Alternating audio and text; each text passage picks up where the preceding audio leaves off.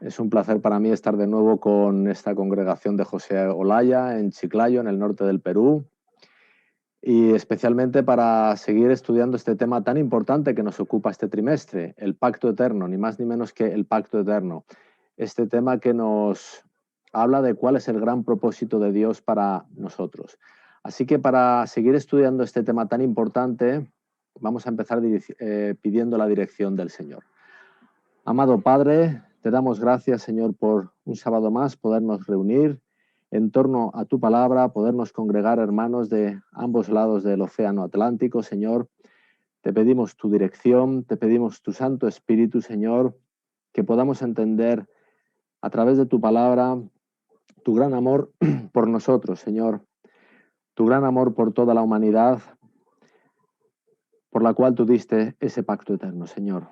Danos más luz, Señor, y que pueda ser plena antes de tu venida, Señor. Te lo pedimos en nombre de Jesús. Amén. Bueno, pues hoy nos disponemos a estudiar la lección número 12.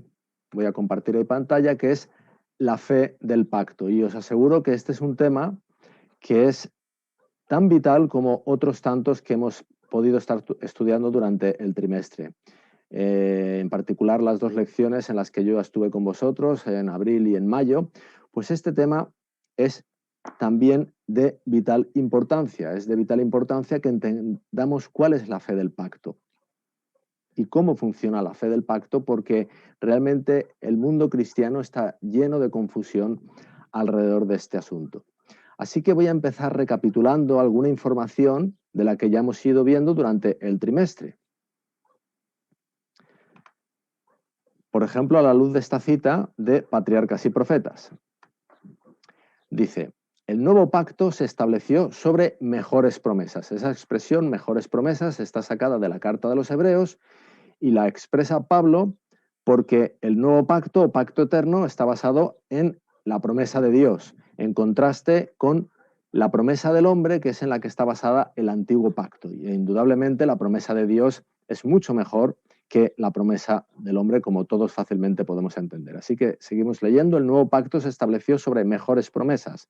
La promesa del perdón de los pecados y de la gracia de Dios para renovar el corazón y ponerlo en armonía con los principios de la ley de Dios. Ahí, en esa sencilla frase, podemos ver cuál es el gran objetivo del pacto eterno.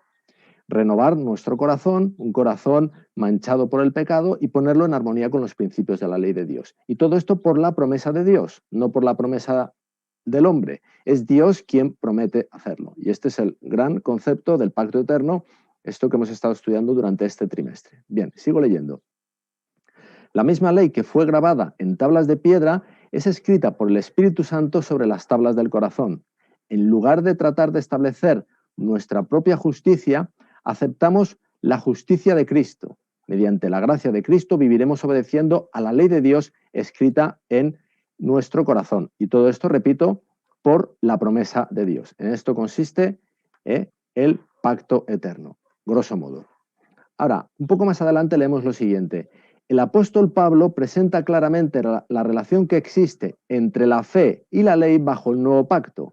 Aquí vemos que la fe es algo que también interviene grandemente en el nuevo pacto, pacto eterno.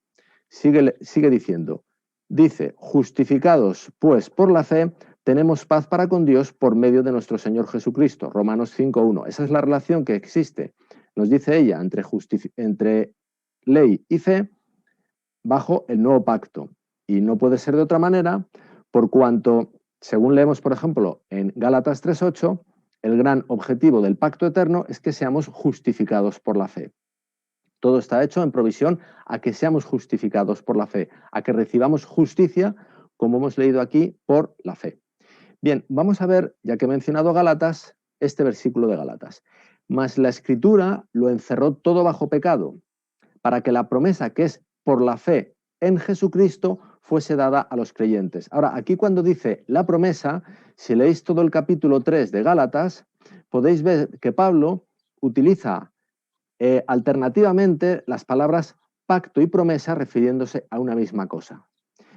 Y no puede ser de otra manera, por cuanto el pacto eterno, el pacto de Dios, ya hemos visto que consiste en esa promesa que hemos leído antes, la promesa de renovar nuestro corazón y escribir en nuestro corazón la ley de Dios. Así que para que la promesa que es por la fe en Jesucristo fuese dada a los creyentes. Ahora, esta traducción que yo he plasmado aquí, la he extraído de esta traducción de la Reina Valera de 1960. Y voy a poner en contraste con esta otra que aparece en la Reina Valera de 1909, del mismo versículo. Os lo muestro aquí. Mas encerró la Escritura todo bajo pecado para que la promesa fuese dada a los creyentes por la fe de Jesucristo. Bueno, aparte de alterar el orden de distintas cláusulas del versículo, lo cual no cambia para nada el significado, la gran diferencia es en esa preposición. En la Reina Valera de 1960 pone fe en Jesucristo, en la de 1909 pone la fe de Jesucristo. Y ahí sí que hay un cambio sustancial. En no significa lo mismo que de. En Jesucristo no significa lo mismo que de Jesucristo. Vamos a ver que algo similar sucede, por ejemplo, en Romanos 3:22. La Reina Valera de 1960 nos dice la justicia de Dios por medio de la fe en Jesucristo para todos los que creen en Él, porque no hay diferencia.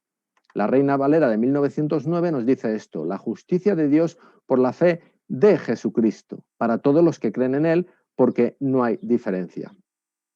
Bueno, ya os anticipo que si fuésemos al griego, el griego nos identifica claramente que la preposición correcta que habría que poner ahí en castellano, a la luz del original en griego, es la preposición de y no en. ¿De acuerdo? Pero vamos a intentar extraer que esto es lo lógico, recapitulando más cosas que ya vimos a lo largo del trimestre. Y en particular voy a recurrir a esta cita del deseado de todas las gentes, que yo creo que ya leímos en una de las dos ocasiones que estuve con vosotros, que está en la página 773, en concreto en el último capítulo del deseado de todas las gentes. Dice así, desde antes que fueran echados los cimientos de la tierra, el Padre y el Hijo se habían unido en un pacto. Ese es el momento de establecimiento del pacto. Y ahí están los dos únicos intervinientes, como ya vimos, Padre e Hijo. No hay ningún interviniente más. El hombre no interviene en el establecimiento del pacto. Para redimir al hombre en caso de que fuese vencido por Satanás. Veis que esto se establece antes de la caída del hombre. Está también establecido antes de la propia creación del hombre e incluso antes de la rebelión de Satanás. Por eso es un pacto eterno. Así que ratificamos que evidentemente el hombre no tiene ninguna participación en el establecimiento de este pacto. Esto es un asunto de Dios y en concreto los intervinientes son Padre e Hijo. Sigo leyendo. Habían unido sus manos en un solemne compromiso de que Cristo sería fiador de la especie humana. Ese es el gran objetivo. Cristo fiador de la raza humana, de todos nosotros. Cristo había cumplido este compromiso cuando sobre la cruz exclamó, consumado es, se dirigió al Padre. El pacto había sido llevado plenamente a cabo. Así que en el momento en el que Jesucristo expira la cruz es cuando el pacto ha sido plenamente, nos dice Ellen White, llevado a cabo. Esto es muy importante que lo retengamos. Ya lo vimos en su día, pero es importante que lo recapitulemos hoy, por lo que ahora vamos a ver. Sigue diciendo, ahora declara, Padre, consumado es. Ahora está refiriéndose ya al momento en el que se basa, en el que se circunscribe el capítulo. Es el último capítulo del deseado de todas las gentes, cuando Cristo ya ha ascendido al cielo a presentar su sacrificio al Padre. Ahora declara, Padre, consumado es. He hecho tu voluntad, oh Dios mío. He completado la obra de la redención. Si tu justicia está satisfecha, aquellos que me has dado, quiero que donde yo estoy, ellos estén también conmigo. Y aquí está parafraseando Juan 17:24. Y a continuación viene lo que le contesta el Padre. Se oye entonces la voz de Dios proclamando que la justicia está satisfecha. Es decir, lo que presenta el Hijo, que es la justicia que ha desarrollado, ha vivido durante su vida en la tierra, es aceptada por el Padre. Y ese hemos visto antes que es el cumplimiento del pacto eterno. Entonces yo me pregunto, si el cumplimiento del pacto eterno es en la cruz, si ahí se concluye la justicia que es aceptada por el Padre, esa que leíamos antes en Gálatas 3:22, ¿creéis que en esa justicia puede intervenir para algo nuestra fe en Jesucristo? Es evidente que no. Cuando esto tiene lugar, nosotros, todos los que estamos hoy aquí reunidos, ni siquiera habíamos nacido. Así que difícilmente Gálatas 3:22 puede estar hablando de la fe en Jesucristo. Es la fe de Jesucristo. Esta justicia es por la fe de Jesucristo. Y aclaro que lo mismo se podría decir de los que vivieron durante el tiempo del Antiguo Testamento, porque aunque esto sucede en el año 31 de nuestra era, a todos los efectos tiene un carácter retroactivo. Como nos dice Apocalipsis 13:8, el Cordero fue inmolado antes de la fundación del mundo. Sigo leyendo. Satanás está vencido.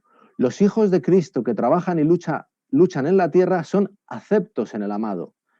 Citando aquí Efesios 1:6, delante de los ángeles celestiales y los representantes de los mundos que no cayeron, son declarados justificados. Donde Él esté, allí estará su iglesia. Es decir, esta justicia de Cristo es válida para todos los que aquí dice los hijos de Cristo, y por cierto os digo que no es una muy buena traducción. Lo que dice el inglés literalmente es de Christ ones.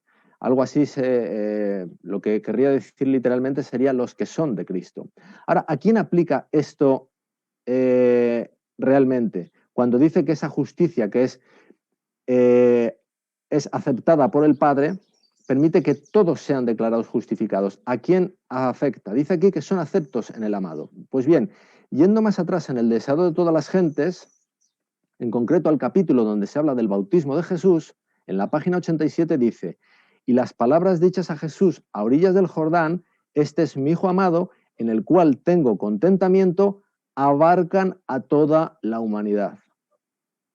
Así que eso que estábamos leyendo del último capítulo del deseado de todas las gentes afecta a toda la humanidad. Creyentes, no creyentes, adventistas, no adventistas, todos pecadores. Dios habló a Jesús como a nuestro representante. Jesús se erige ahí en representante de la humanidad. Lo podíamos ver antes, que el pacto eterno fue establecido por Padre e Hijo en aras a que Cristo se erigiese en representante, en fiador de toda la humanidad.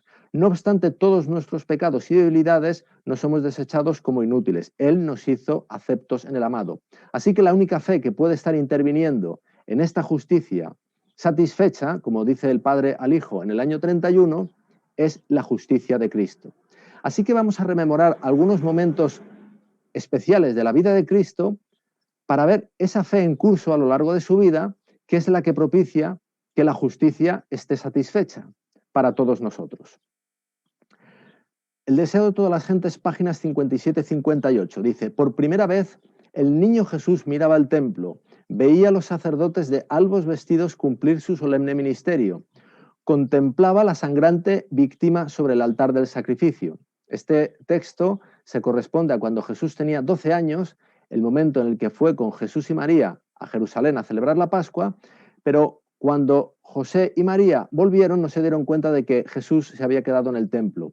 Y ahí, cuando se había quedado en el templo, es cuando se está describiendo esta escena que nos cuenta aquí Ellen White. Dice: juntamente con los adoradores, se inclinaba en oración mientras que la nube de incienso ascendía delante de Dios.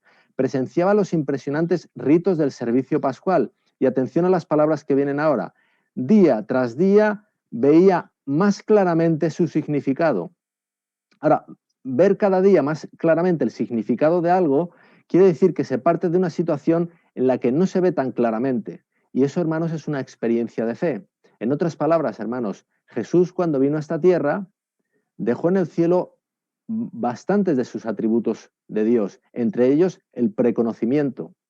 Ese pacto que él había establecido en el cielo con su Padre era algo de cuyo conocimiento, de cuya memoria no traía a la tierra. Él fue descubriendo por fe, por revelación del Espíritu Santo. Es la experiencia de un hombre, hermanos. Sigue diciendo: todo acto parecía ligado con su propia vida, y hago mención del verbo parecía. Eso de nuevo nos habla de una experiencia de fe, no habla de constancia, de constatación, habla de parecía ligado con su propia vida. Se despertaban nuevos impulsos en él. Silencioso y absorto parecía estar estudiando un gran problema. Y fijaos lo que dice ahora: el misterio de su misión se estaba revelando al Salvador. Así que él supo que ese sacrificio que él presentaba era un símbolo de él mismo por revelación del Espíritu Santo, es decir, por fe. Ved que para que nosotros tengamos justicia, para que esa justicia estuviese satisfecha, tenía que ir venciendo la fe a lo largo de toda su vida. Y repito, a lo largo de toda su vida, no solo en unos momentos determinados, pero yo he extraído una serie de momentos claves de la vida de Jesús.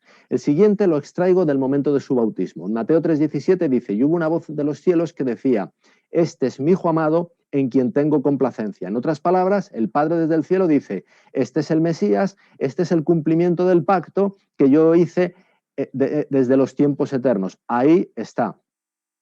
Y esto, hermanos, para Jesucristo era una evidencia de fe.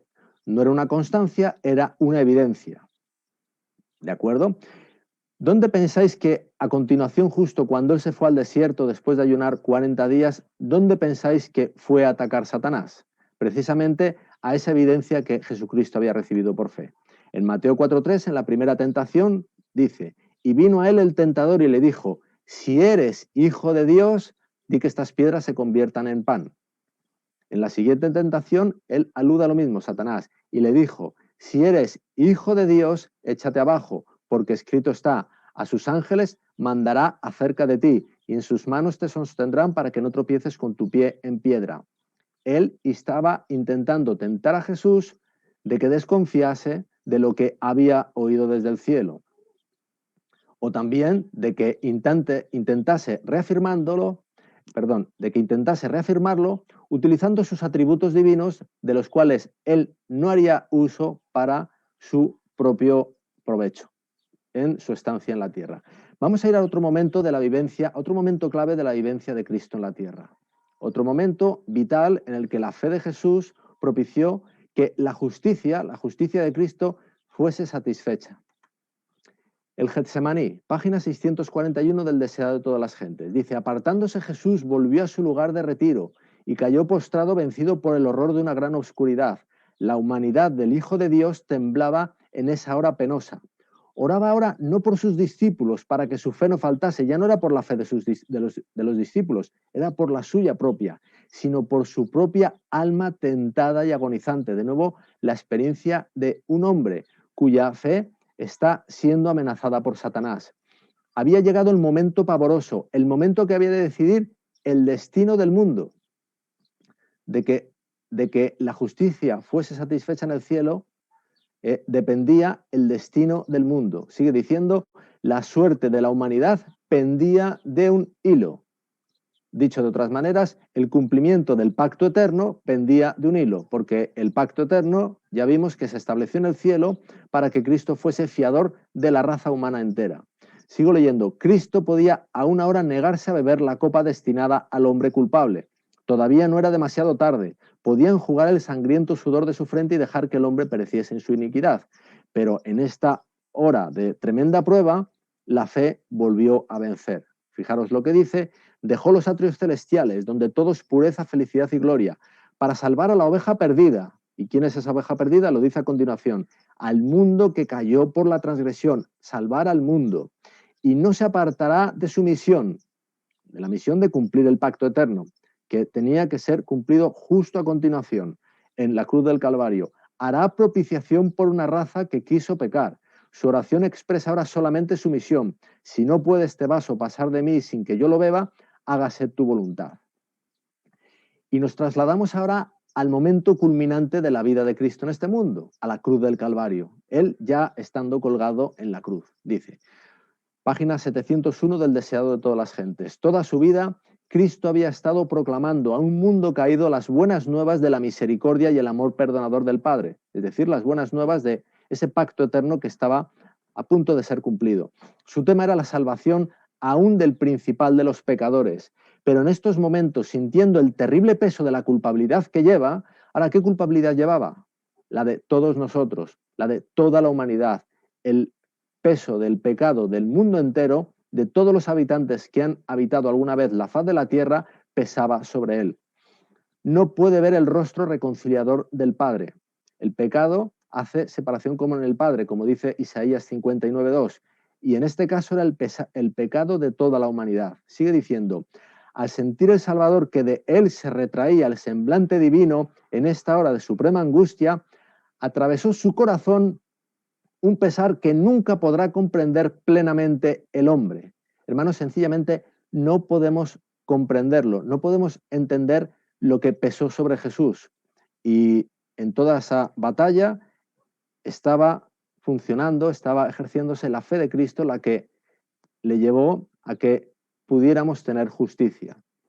Y fijaos lo que dice ahora, tan grande fue esa agonía que apenas le dejaba sentir el dolor físico. Así que, hermanos, cuando cualquier película de Hollywood os presente a un Cristo donde se magnifica todo su sufrimiento físico, sabed que está presentando una desvirtuación del Evangelio, donde está minimizando el verdadero peso que cargaba sobre él, que era el peso de nuestros pecados, que era el que le producía la verdadera agonía.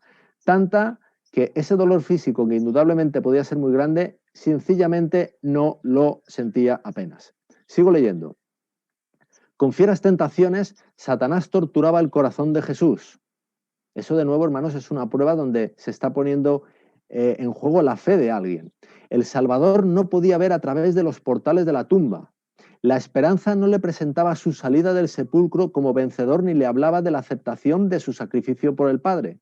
Es decir, él pensaba que la carga, la culpabilidad era tan grande que realmente no resucitaría, algo que él había predicado, pero ahora en el momento de la verdad las evidencias le decían otra cosa. E incluso dudaba de que el sacrificio fuese aceptado. Eso que hemos visto que finalmente sucedió. Leíamos en el último capítulo, El deseado de todas las gentes. Sigo leyendo. Temía que el pecado fuese tan ofensivo para Dios que su separación resultase eterna. Sintió la angustia que el pecador sentirá cuando la misericordia no interceda más por la raza culpable.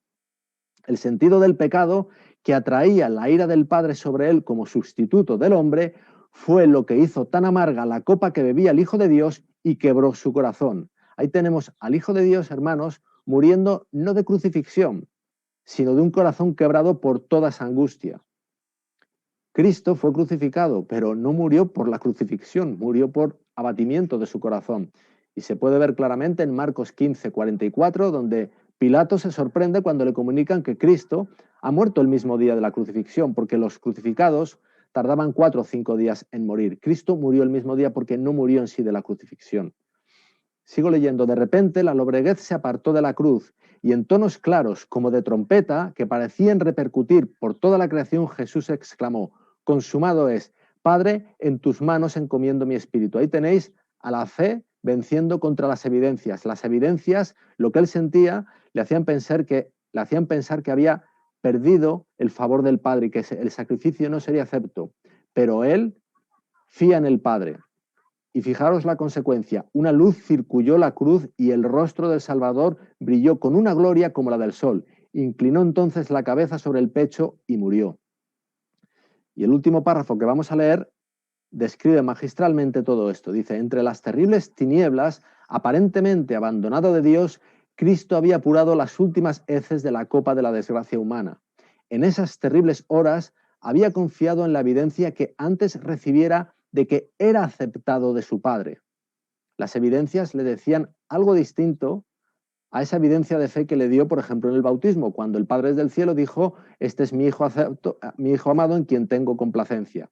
Dice: conocía el carácter de su Padre, algo fundamental, hermanos, para ejercer fe.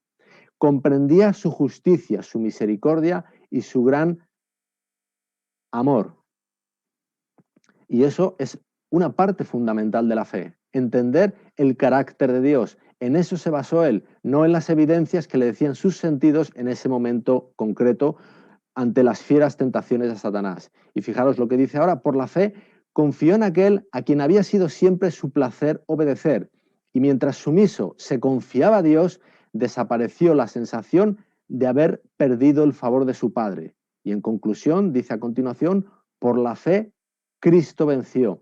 Esta es la fe, hermanos, que permite que nosotros podamos tener justicia, de que la justicia fuese satisfecha y Dios en el cielo nos declarase justificados. Y eso que hemos visto que sucedió en el cielo cuando Cristo presenta su sacrificio es la parte objetiva del Evangelio. Es algo que Dios ya ha hecho, Cristo ya ha hecho. Es algo a lo que nosotros nada podemos sumar, nada podemos añadir. La expresión la parte objetiva del Evangelio es algo que no aparece en la Biblia, pero es una expresión que en la teología se suele utilizar. Hay una parte objetiva y una parte subjetiva. Esa es la parte objetiva. Y a continuación vamos a hablar de la parte subjetiva y vamos a hablar de esa otra fe que es en Jesús, no la fe de Jesús. Vamos a leer otro versículo, lo vamos a leer en la Reina Valera de 1960, pero ya os anticipo que este está bien traducido. Dice: sabiendo que el hombre no es justificado por las obras de la ley, sino por la fe de Jesucristo, lo que hemos visto, el hombre no es justificado por las obras, por sus méritos, sino por la fe de Jesucristo, o en otras palabras, no es justificado por el antiguo pacto, sino por el nuevo pacto. Ahora dice, nosotros también hemos creído en Jesucristo. Ahí entra la fe en Jesucristo. Y dice ahora, para ser justificados por la fe de Cristo. De nuevo, somos justificados por la fe de Cristo. Recibimos justicia por la fe de Cristo y no por las obras de la ley, por cuanto por las obras de la ley nadie será justificado. Vamos a verlo en otro versículo, Filipenses 3:9. También de la Reina Valera 1960, pero también está bien traducido. Dice, y ser hallado en Él. Y para ser hallado en Él, hemos tenido que ejercer la fe en Jesús. No teniendo mi propia justicia, que es por la ley, sino la que es por la fe de Cristo. De nuevo es por la fe de Cristo, la justicia que es de Dios por la fe. Así que en estos versículos ya vemos la fe de Jesucristo, que la hemos estado viendo ahora, hemos estado viendo que es la que ejerce Jesús a lo largo de toda su vida, hecho hombre para que esa justicia pudiese ser satisfecha para toda la humanidad, pero también entra en juego, para la parte subjetiva, la fe en Jesús. Bueno, antes de ver lo que es la fe en Jesús, aunque pueda no ser lo más ortodoxo, vamos a ver qué no es la fe en Jesús. Y para eso os he querido mostrar esto que he extraído de una página evangélica. Es un resumen de puntos de fe que existen en la fe evangélica, y aquí he extraído un par de artículos, y de este artículo 15 que dice de la justificación, fijaros lo que he remarcado en rojo. Dice, pero esta justificación no la logra el hombre ni por méritos propios ni por ningún esfuerzo personal. Es decir, no es por obras, dice, sino por la fe en Cristo, mediador nuestro y justicia nuestra. Es decir, aquí lo que me está diciendo es que yo o cualquier creyente logro justificación por mi fe en Cristo. Pero hermanos, ya hemos estado viendo que esto no es así. Esto es precisamente esta idea la que posiblemente propició esas incorrectas traducciones que vimos en Gálatas 3:22 o Gálatas 5:22.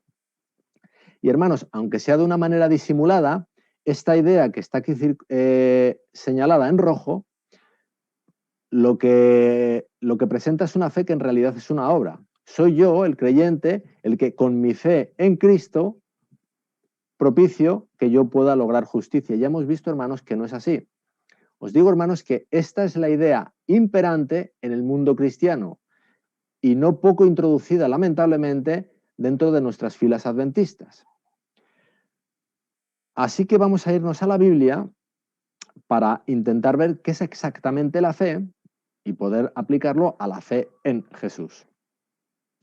Vamos a la gran definición que hay en la Biblia de fe, que está en Hebreos 11:1. Dice, es pues la fe, la certeza, y quedaos con esta palabra, certeza, de lo que se espera.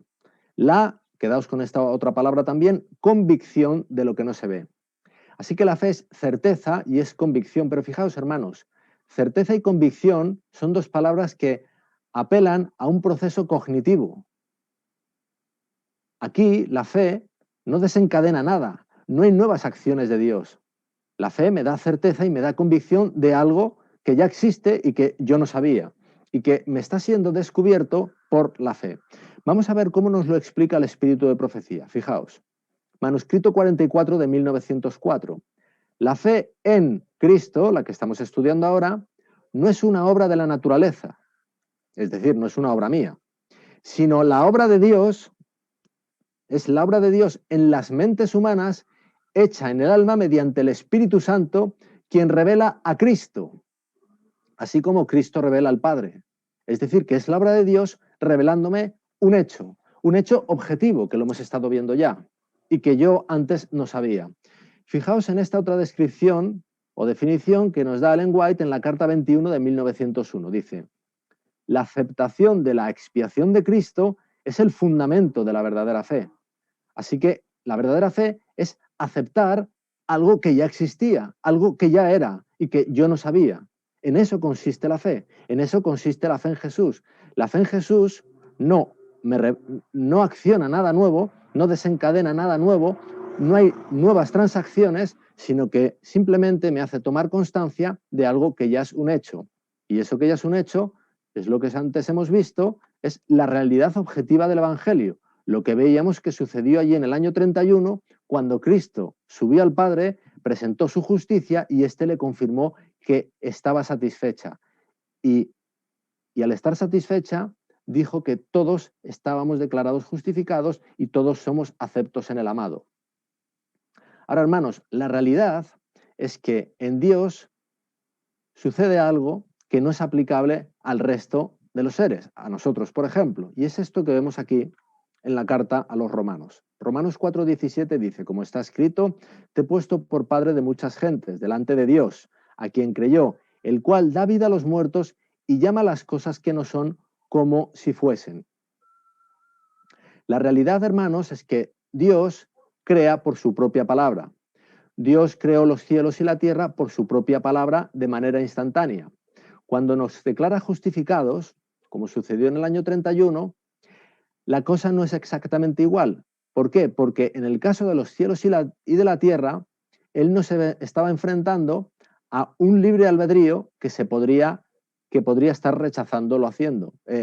Lo declarado, los cielos y la tierra no tienen un libre albedrío para decir no quiero ser creado. En nuestro caso, hay una labor de convencimiento, de que entendamos la cosa, de que entendamos la realidad objetiva que ya ha sido hecha en Cristo para nosotros.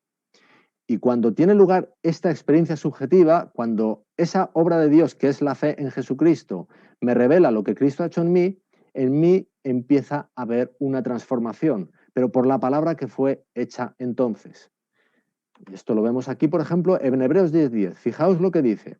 En esa voluntad somos santificados mediante la ofrenda del cuerpo de Jesucristo, mediante lo que se hizo entonces, hecha una vez para siempre.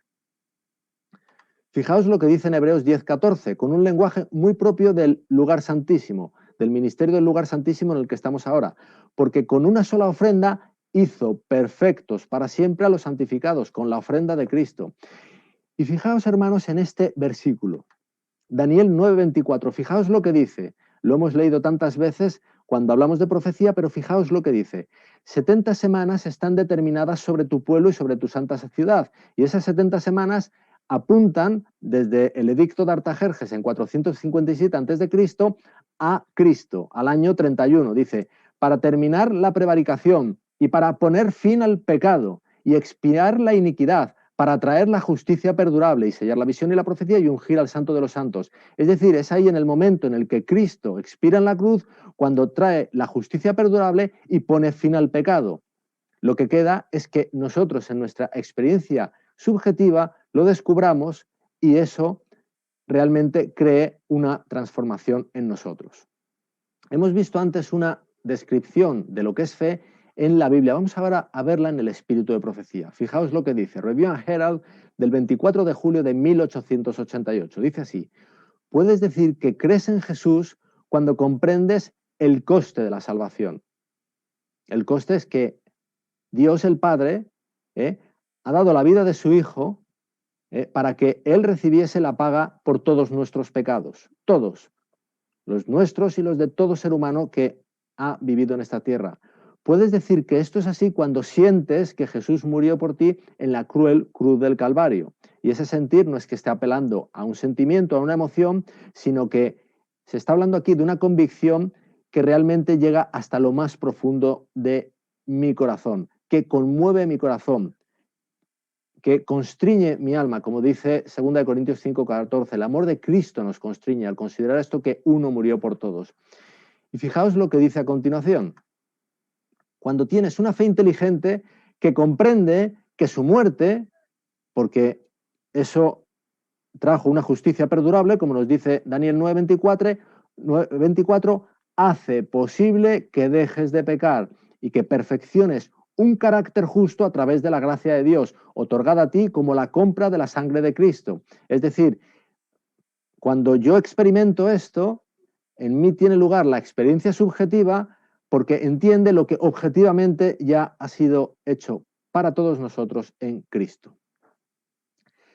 Quiero mostraros lo mismo también en la Biblia desde otro punto de vista, para que en todo ello vayamos encontrando redundancia y confirmando todas estas ideas en nuestra mente. Fijaos, Efesios 2, 13, 14 nos dice, pero ahora en Cristo Jesús, vosotros que en otro tiempo estabais lejos, habéis sido hechos cercanos por la sangre de Cristo. Es decir, lo que me hace cercano a la sangre de Cristo es su sangre. Dice a él, porque Él es nuestra paz. Pero paz, hermanos, es el mismo concepto, con otra palabra, de justificación. Recordad lo que leíamos en Romanos 5.1. Justificados pues por la fe, tenemos paz para con Dios. Cuando Jesús me trae justicia, me trae paz con Dios. Jesús es el que me reconcilia con el Padre, con Dios, ¿de acuerdo? Él es nuestra paz, esto es un hecho. Y ya hemos sido hechos cercanos por la sangre de Cristo. Lo dice en tiempo pasado. Este es el hecho objetivo, ¿vale? Ahora, el hecho de que Él sea nuestra paz se describe con todo lujo de detalles en el Antiguo Testamento, porque en el libro de Levítico se describe una cosa que se llamaba el sacrificio de paz. Y a mí me gusta mucho ir a los detalles del Evangelio en el libro de Levítico, porque ahí se dan todos, en aquellos rituales hay detalles que son imperceptibles en otros sitios de la Biblia y que ahí se nos muestran. Fijaos, vamos al libro de Levítico, al capítulo 7, versículo 11, y dice, y esta es la ley del sacrificio de paz que se ofrecerá a Jehová. Es decir, lo describe a continuación. Dice a continuación, Levítico 7:15, y la carne del sacrificio de paz en acción de gracias se comerá en el día que fuere ofrecida. No dejarán de ella nada para otro día. Ese sacrificio de paz, evidentemente, representa a Cristo. Hemos visto que en Efesios 2:14 se nos dice que Él es nuestra paz. Ahora, ¿qué representa esto de comer el sacrificio? Bueno, pues por ejemplo en Jeremías 15:16 se nos dice, y fue hallada tu palabra y la comimos. Comer la palabra es comer la doctrina. Comer el sacrificio de paz es comer la idea de que Él es nuestra paz. Y fijaos que se nos está hablando de un sacrificio de acción de gracias. Yo doy gracias y tan pronto como las doy, tomo esa idea, entiendo el sacrificio de Cristo y puedo experimentar la experiencia subjetiva. Ahora, hermanos, la realidad es que en la mayoría de los casos esto no funciona así. Nosotros no tenemos un perfecto entendimiento de Cristo cuando nos acercamos a Él por primera vez siguiendo las apelaciones del Espíritu Santo. La realidad es que vamos descubriendo, se nos va mostrando más y más. Y esto se nos muestra en otra manera en la que se presentaba en el libro de Levítico el sacrificio de paz, que era mediante voto voluntario. Dice, mas si el sacrificio de su ofrenda fuere voto o voluntario, será comido en el día que ofreciere su sacrificio, y lo que de él quedare lo comerán al día siguiente. Aquí vemos la experiencia donde no se come el mismo día, sino después. ¿Por qué? Porque mi comprensión de que Cristo es mi paz es progresiva. Es casi seguro, creo que así es en la mayoría de los casos, de que yo no comprendo tan pronto como se me habla de Cristo y cómo acepto que Él es mi Salvador. Ahora, fijaros lo que nos dice a continuación. Levítico 7:17. Y lo que quedare de la carne del sacrificio hasta el tercer día será quemado en el fuego. Es decir, yo tenía 2 días, se tenía 2 días para comer el sacrificio, el primero y el segundo. En el tercero ya no lo podía comer, sería quemado en el fuego. Ahora, para entender esto, vamos a ver una simbología que hay en esto que dice del tercer día. El tercer día indudablemente apela a la resurrección de Jesucristo, pero apela a algo más. Lo podemos ver en muchos sitios de la Biblia, pero yo os muestro aquí un ejemplo. Oseas 6:2 dice, nos dará vida después de 2 días. En el tercer día nos resucitará y viviremos delante de él. El tercer día indudablemente apela a la resurrección, pero también a la resurrección de nuestro viejo hombre en nuevo hombre.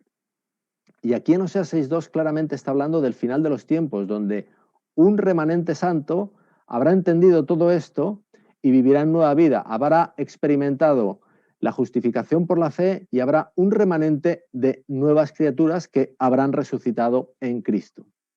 ¿De acuerdo? Así que aquí Levítico 7:17, ese tercer día, está apelando al fin del tiempo de la gracia.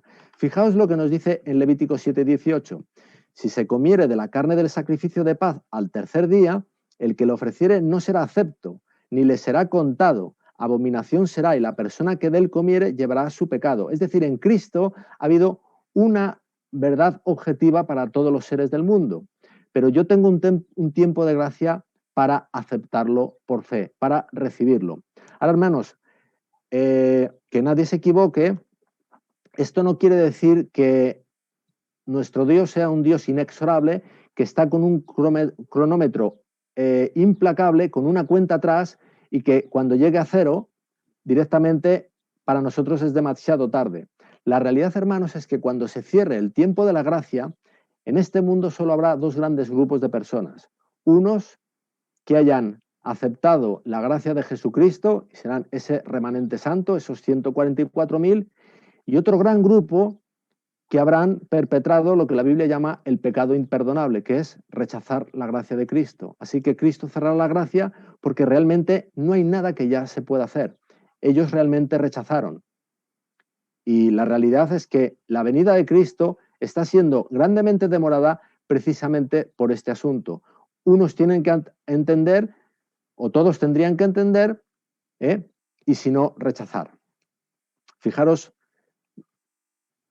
lo que dice en Levítico 7:18, que esto que fue hecho objetivamente para nosotros, después del tiempo de la gracia, ya no valdrá, ya no se será acepto. Hay otra manera en la que el sacrificio de paz no sirve para nosotros, o no servía, eso todo era un símbolo. Fijaros lo que nos dice Levítico 7:19, dice, y la carne que tocare alguna cosa inmunda no se comerá, al fuego será quemada. Es decir, una carne que ha sido contaminada por una doctrina errónea, por no entender realmente lo que es el sacrificio de paz de Cristo. Eso no se puede comer, eso no sirve, y se quemaba en el fuego. Mirad, esto que os está presentando aquí en el sacrificio de paz, os lo quiero mostrar con un ejemplo, y me vais a perdonar que sea un ejemplo mundano, pero es un ejemplo que creo que es muy gráfico y que además lo vi hace unos pocos días y que creo que puede ejemplificar muy bien lo que la Biblia nos presenta aquí. Fijaos, esto es un documento mundano, es un documento emitido por la Administración española, es un documento real que fue emitido hace unas 2 semanas. Es una resolución de concesión de nacionalidad española.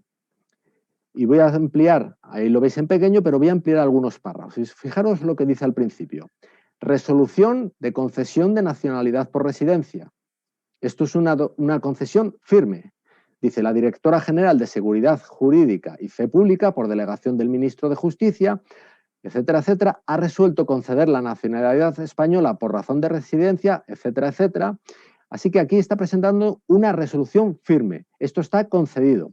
Ahora, fijaos lo que dice al principio del segundo párrafo. Dice, la eficacia de esta resolución quedará supeditada a que en el plazo de 180 días a partir del día siguiente a la notificación de la resolución al interesado o a su representante, y a continuación, no lo he puesto aquí, se presentan una serie de trámites administrativos que el beneficiario tiene que seguir para que todo esto tenga eficacia.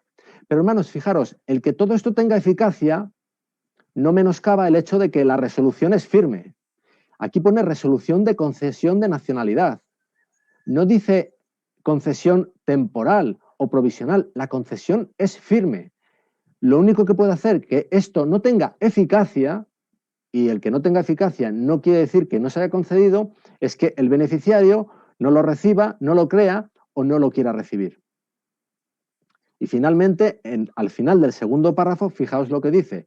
Transcurrido este plazo desde la notificación, si no se han cumplido estos requisitos, la concesión se entenderá caducada.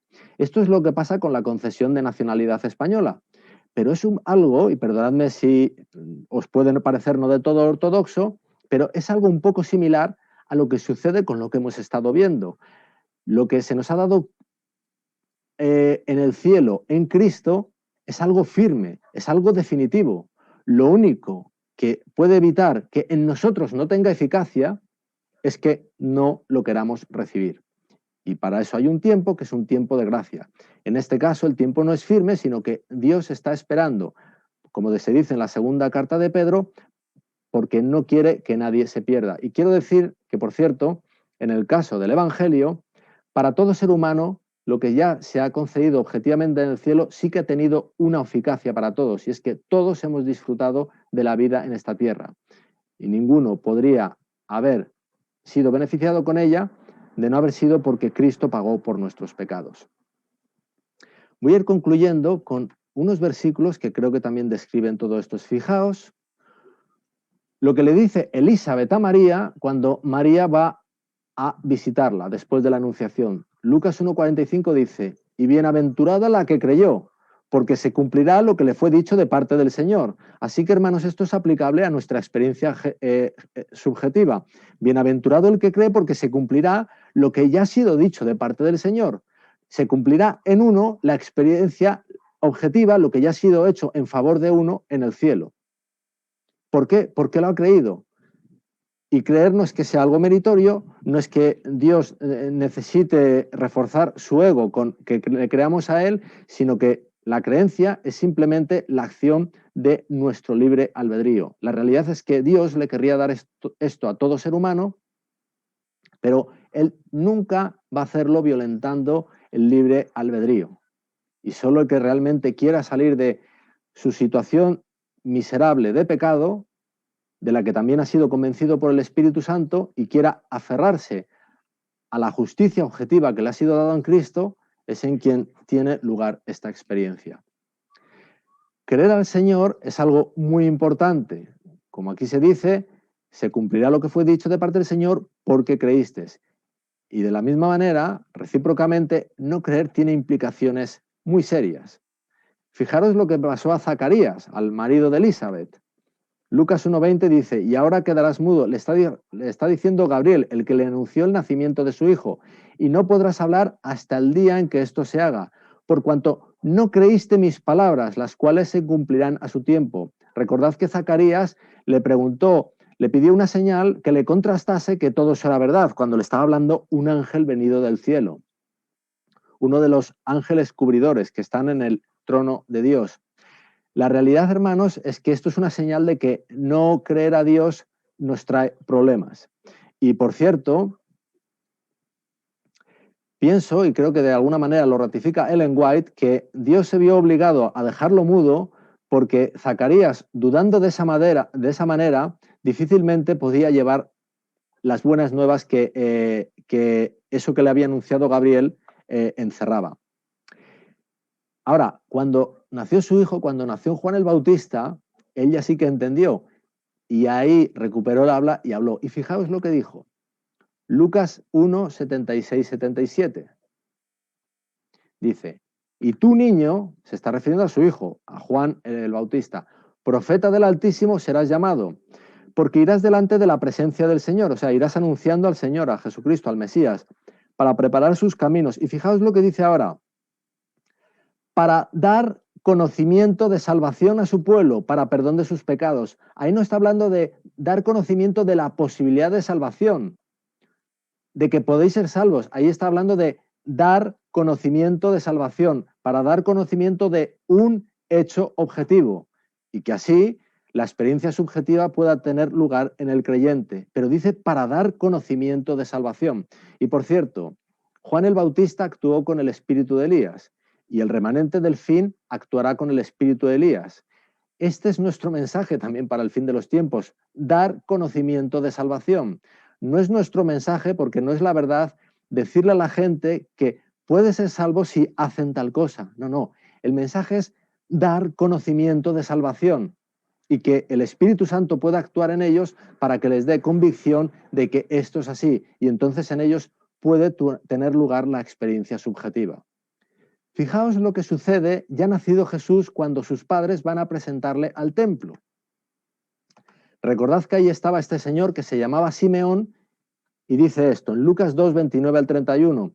Ahora, Señor, despides a tu siervo en paz, conforme a tu palabra, porque han visto mis ojos tu salvación. ¿Qué era lo que habían visto sus ojos? a Cristo, a Jesús, y eso era su salvación. Cristo es nuestra salvación, no es nuestra posibilidad de salvación, no es nada de eso, es nuestra salvación, es un hecho, como se dice arriba, dar conocimiento de salvación, la cual has preparado tú, Dios, en presencia de todos los pueblos. Esto lo has hecho tú, es tu obra. La consumación del pacto eterno, el cumplimiento del pacto eterno, es Cristo, esa es nuestra salvación. La misma idea se dice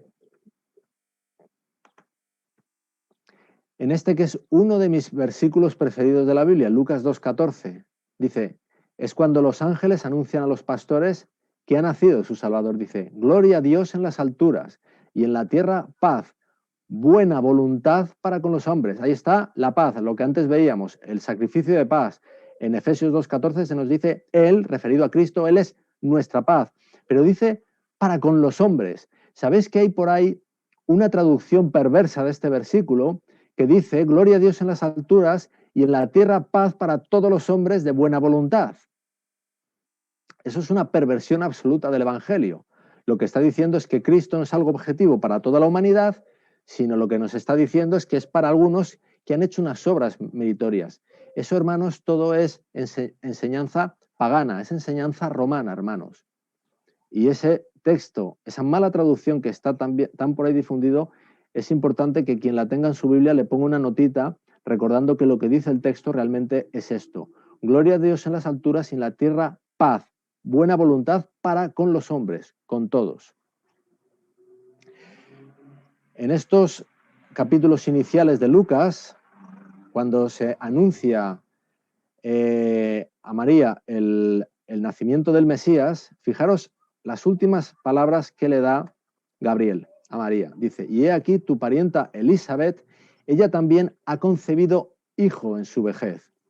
Y este es el 6º mes para ella, la que llamaban estéril. Lucas 1:36. Ahora, hermanos, este lenguaje nos recuerda de nuevo lo que estamos estudiando en este trimestre, el nuevo pacto, porque si recordamos Gálatas 4, había una mujer, Sara, que también era estéril y que simboliza, ejemplifica el nuevo pacto, el pacto eterno. Porque demuestra que lo que concibió Sara era la obra de Dios porque ella era estéril. Hermanos, en esta historia de Juan el Bautista que le anuncia a Gabriel a María, hay toda una simbología de algo parecido. Y fijaros lo que dice a continuación, Lucas 1:37, porque nada hay imposible para Dios. Esto es de lo que consiste, en lo que consiste el pacto eterno. En lo que no puede hacer el hombre, lo hace Dios. Lo que es imposible para el hombre, lo hace Dios porque para él no hay nada imposible. Así que, hermanos, de la misma manera que en el 6º mes,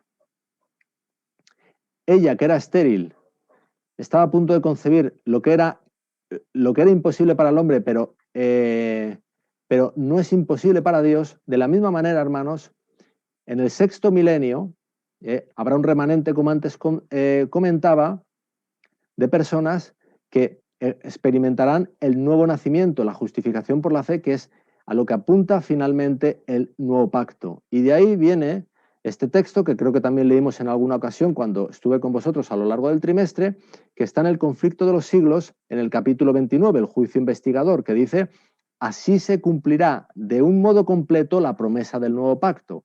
O por decirlo de alguna manera, porque el pacto se cumple en Cristo, llegará a sus últimas consecuencias, donde un pueblo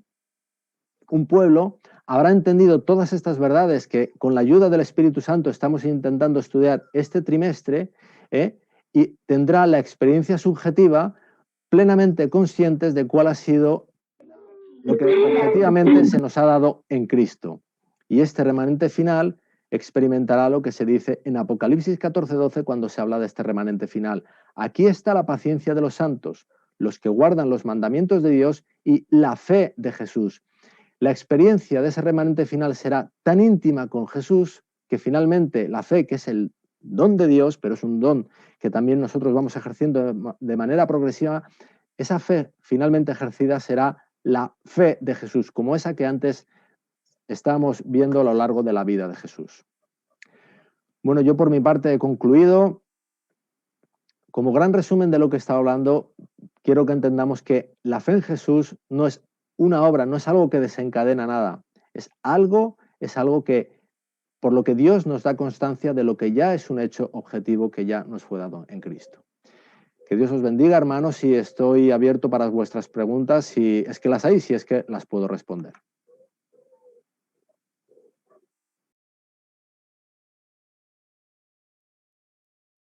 Si alguien tiene alguna pregunta de la lección.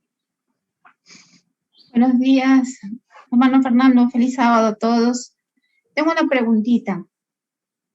La lección esta semana nos ha hablado de justificación y también santificación, ¿no? Yo quería un poquito que nos refuerce si es un solo proceso, es lo mismo, cuando uno es justificado, es a la vez santificado, o eso sucede posterior. Me acuerdo del ladrón en la cruz, ¿no? De Jesús, y él fue justificado, ¿no? Porque creyó en el Hijo de Dios. Y él fue santificado también, ya que él no tuvo oportunidad, ¿no? De bajar de la cruz, de vivir en medio de los hombres y manifestar las obras de Cristo en su vida, ¿no? ¿Me entendió más o menos la pregunta? Sí, la he entendido. Bueno, intentaré contestar a tu pregunta. Justificación y santificación son distintos aspectos de un mismo proceso que hace Dios en nosotros. La realidad es que nosotros los tratamos aparte, los estudiamos para intentar entender distintos aspectos de la misma obra de Cristo en nosotros. Estaba intentando buscar un versículo, bueno, no lo localizo exactamente ahora mismo, pero es ese versículo que dice, ahora somos justificados, somos santificados, está en una de las dos epístolas de Pablo a los Corintios. Somos justificados, somos santificados, y ambos términos están en el mismo tiempo verbal, tienen lugar a la vez. La justificación es la obra, como antes veíamos, que Dios hace en el corazón humano, por lo cual le da justicia. Y la santificación, por así decirlo, es la manifestación externa de esto, es el apartamiento para un uso santo, que es lo que es la santificación, por ejemplo, de los útiles del santuario. En el ejemplo que usted pone, hermana, el ladrón en la cruz, la realidad es que no dio mucho tiempo, evidentemente, para ver que esto se pudiese manifestar en su vida, porque él murió poco después de que él creyó, ¿de acuerdo? Pero sin duda su corazón fue transformado, y si hubiese habido lugar de comprobarlo, podríamos haberlo hecho. La realidad es que incluso el Espíritu de Profecía nos dice que al principio de ser crucificados Jesucristo y ellos dos, los dos increpaban a Jesucristo, pero él vio algo y él acabó increpando a su compañero y reconoció que Jesucristo era justo. Ahí había claramente una evidencia de la transformación que había habido en el corazón de ese ladrón. Espero haber contestado a su pregunta, hermana. Sí, hermano, gracias. Un poquito más. El día martes también en la lección nos habla de que somos declarados justos, ¿no? Ante los ojos de Dios, a pesar de nuestras fallas, a pesar de nuestros pecados. Dios nos ve como justos, aún siendo, dice, aún siendo pecadores, aún no siendo justos. Eso imagino que se refieran a las obras humanas, ¿no? Porque cuando somos justificados, las obras de Cristo son colocadas como nuestras para nosotros. Un poquito eso me confundió porque dice, ¿no? La lección, un comentario. Bueno, que somos declarados justos aún sin serlo, dice, ¿no? Claro, no somos justos, ¿no? Pero vamos a hacerlo, ¿no? En el proceso de la santificación. Bien, le respondo, hermana. Bueno, yo lo primero que quería decir, y lo digo con total humildad, es que quiero decir que verdaderamente el librito de este trimestre no es la mejor referencia para estudiar estos temas, y particularmente creo que no está muy acertado tampoco esta semana. Cuando Cristo asciende al cielo, hemos visto que esa justicia le es conferida a la humanidad entera y se nos empieza a tratar como justos aun cuando no lo somos. Y por eso tenemos la vida en este mundo, porque la paga del pecado es la muerte, y es la muerte inmediata. Y la prueba de que Dios no nos trata como tales es que como la culpabilidad ha sido puesta sobre Cristo, nosotros somos tratados como justos, aunque no lo somos. Ahora, cuando yo tengo la experiencia de la experiencia subjetiva, que lo que he estado intentando explicar en la segunda parte de la exposición, cuando yo tomo conciencia de eso que objetivamente me ha sido dado en el cielo, en mí empieza a haber una transformación, como la que hubo precisamente en el buen ladrón. En el buen ladrón se ve un corazón transformado. Y ahí es cuando sucede la justificación por la fe, ahí es cuando sucede, se imputa la justicia y se imparte la justicia. Es realmente al mismo tiempo. Son dos aspectos distintos también de una misma experiencia. Dios me imputa justicia y Dios me imparte justicia. Y realmente esa justicia de Cristo, que es para nosotros, no es algo meramente declarativo, sino que es algo vivencial. Es algo que sucede en mí cuando creo.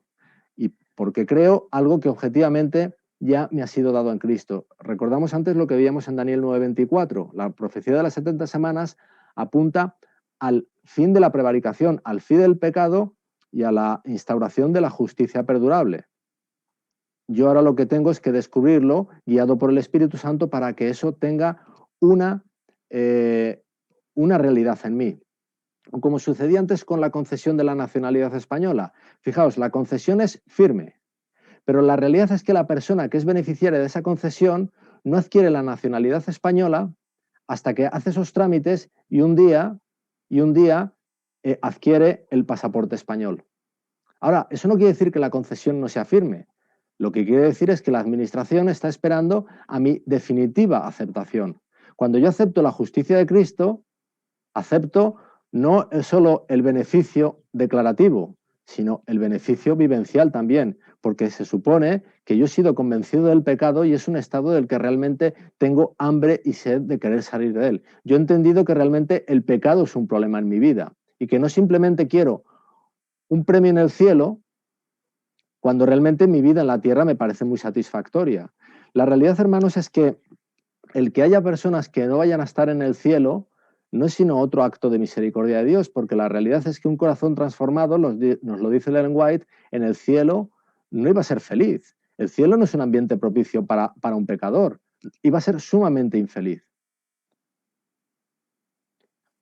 Así que justicia imputada y justicia impartida, de nuevo, son dos aspectos diferentes de un mismo proceso de Dios en nosotros, que es: toma esta justicia que trajo mi hijo, te la doy a ti.